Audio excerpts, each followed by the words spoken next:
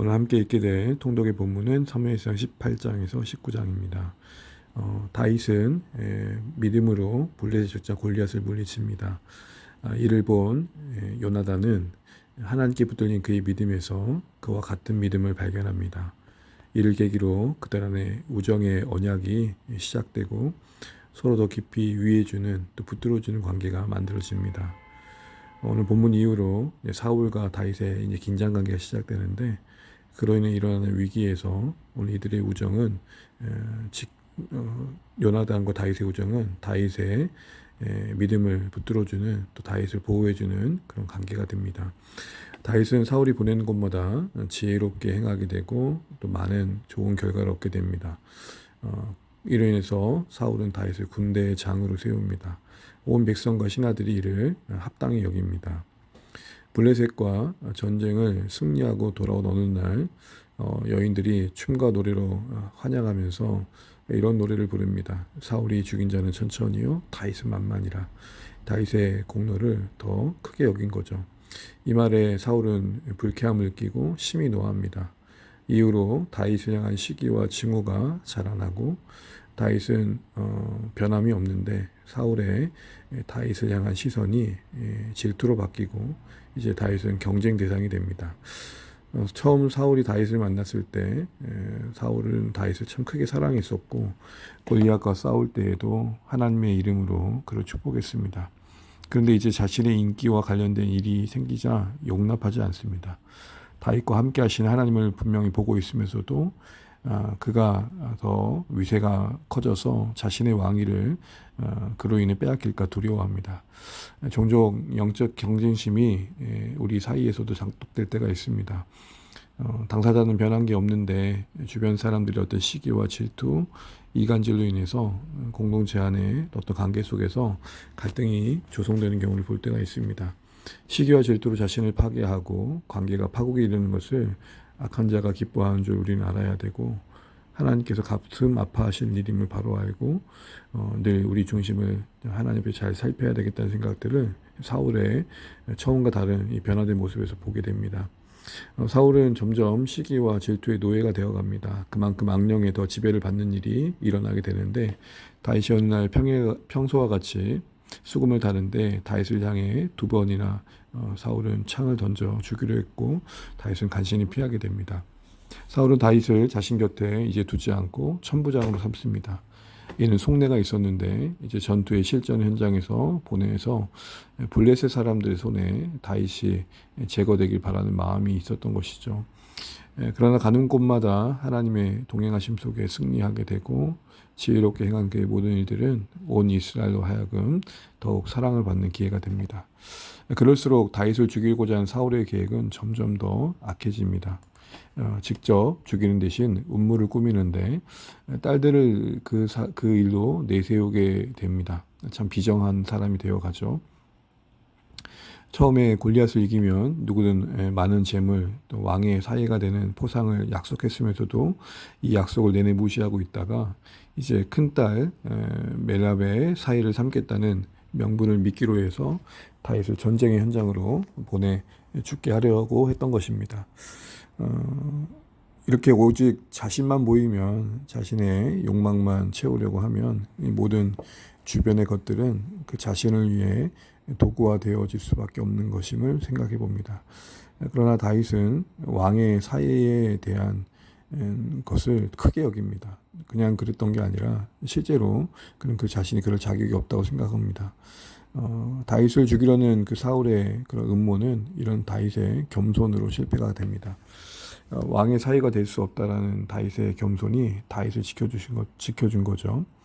계속해서 사울은 자기 딸 미갈이 다윗을 좋아하는 마음이 있다는 걸 듣게 되고 그 마음을 이용합니다. 그리고 다윗이 자신의 왕의 사이가 될 수 없다는 겸손함까지도 이용해서 다윗 그 자신의 목숨을 위태롭게 할 터무니없는 신부값 블레셋 사람 100명의 양피를 제안하게 되고 기한 안에 가져오면 미갈을 주겠다고 얘기합니다. 하나님이 동행하심 속에서 다윗은 기한 안에 사울이 요구한 신부값의 2배를 안전하게 가져오게 되고 사랑하는 그 여인 미갈을 아내로 얻게 됩니다. 하나님 주신 지혜로 블레셋으로부터 이스라엘 나라도 안전하게 지켜가게 됩니다. 그 과정에서 다윗은 점점 갈수록 더 귀하게 여겨집니다. 그러나 사울 안에 시기와 질투는 포악한 왕으로 군림하여서 다윗을 평생 대적하게 하였고, 갈수록 사랑받았던 다윗과 달리 사울은 갈수록 더 파국으로 치닫게 되고 피폐해져 갔습니다.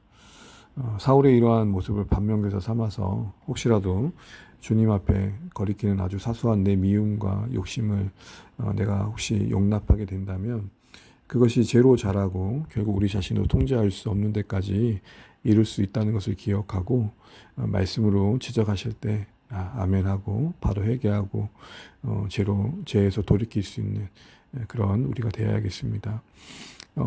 다윗을 죽이려는 사울의 의지가 더욱더 노골적으로 바뀝니다. 이제 공개적으로 죽이겠다라고 말합니다. 그만큼 자기 통제력을 잃어가고 있습니다.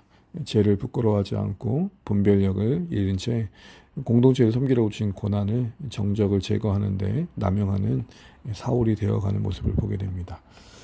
다윗을 심히 좋아했던 요나단은 다윗을 도망하게 한 후에 이 소식을 알리고 도망하게 한 후에 살기 가득한 아버지 사울 왕 앞에서 다윗의 무죄를 변호합니다. 다윗을 죽이는 일이 하나님 앞에 범죄하는 일이라는 거 주저없이 직언합니다. 이는 다윗을 지지하는 위험한 발언이었죠. 그러나 요나단에게는 다윗이 경쟁자가 아니었습니다. 하나님께 쓰임받아 블레셋의 손에서 이스라엘 구원하는 하나님의 사람이었던 것이죠. 그런 면에서 요나단이 그런 위험한 발언까지 할 수 있었던 것은 아버지보다 하나님을 더 두려워하게 할 수 있는 발언이었습니다. 사울은 요나단의 말을 듣고 자신의 허물을 인정하면서 다윗을 죽이지 않겠다고 여호와의 사심으로 맹세까지 합니다. 잠시 요나단의 중재 때문에 평화의 관계가 되찾아진 것 같았습니다. 그러나 말 그대로 잠시였습니다. 사울은 전쟁에서 큰 공을 세운 다윗을 향해 많은 사람들이 박수를 보내고 기뻐하는 가운데 함께 기뻐하기보다는 단창을 던집니다. 함께 기뻐할 그 순간이 괴로움으로 채워져 가고 있습니다. 스스로 그 괴로움을 자초하고 있는 것이죠. 이어서 전령들을 보내서 이제 다윗을 죽일 계획을 실행하려고 합니다. 이 소식을 듣는 미갈이 지혜를 발휘해서 다윗을 도망가게 하죠. 이처럼 요나단을 죽인 데까지라도 맹세를 지키겠다며 온갖 경건을 뽐냈던 사울이 이제는 다윗을 죽이지 않겠다는 맹세는 헌시자처럼 버리고 맙니다. 쟤는 맹세하고 다짐한다고 이길 수 있는 게 아님을 다시 한번 생각해 봅니다. 하나님을 더 의지해야 할 영역임을 다시 한번 우리가 생각하면서 결단과 각오도 중요하지만 그만큼 하나님을 의지하는 믿음이 있어야겠다 싶습니다. 앞서 요나단이 사울을 설득하여 막았다면 이번에는 딸 미갈의 지략과 도움으로 다윗의 생명을 건지게 되는 이 모습에서 사울의 이 병적인 질투와 시기에 의한 적대감 때문에 가장 가까운 아들과 딸 관계까지도 잃어버리게 되는 모습을 보게 됩니다. 이후에 다윗은 도피하여서 라마에 있는 사무엘에게 가게 되고 사무엘에게 그간의 모든 일을 다윗은 전합니다. 이 소식을 들은 사울은 다윗을 잡으러 전령을 그곳에 보냅니다. 그런데 보내진 전령마다 사무엘에게 가까이 갈수록 하나님의 영이 임하게 되고 예언하며 항호궁에 빠지게 되어서 임무를 수행하지 못합니다. 3번까지 전령을 보냈지만 결국 실패하고 맙니다. 그래서 사울이 직접 라마 나요스로 갑니다. 가던 중에 사울에게도 하나님의 영이 임합니다. 하루 밤낮 옷을 벗고 실성한 자처럼 사무엘 앞에서 예언하던 그 사울의 모습은 참 비참합니다. 키가 크고 준수하고 겸손하고 용맹했던 사울이 이젠 자기 자신도 가누지 못한 부끄러운 모습으로 누워 있습니다. 하나님의 영에 붙들려 위대한 이스라엘의 지도자로 시작했던 삶이 하나님의 신에 의해, 하나님의 영에 의해 권력도 권위도 명예도 다 잃고서 수치 가운데 끝나는 그의 모습을 봅니다. 이전에 처음 왕이 되는 시점에 기름 부음 받고 하나님의 영이 감동할 때에 사울은 선지자 중에 있느냐라는 기대에 찬 질문으로 그의 인생이 시작되었습니다. 그런데 같은 질문, 이제는 하나님의 영에 의해 스스로 수치를 겪고 있는 이 자리에서는 사울도 선지자 중에 있느냐는 조롱 섞인 모욕을 들으면서 끝나가고 있습니다. 우리 삶이 어떻게 마무리되어 가야 할지 이 아침에 진지하게 생각해 보게 됩니다.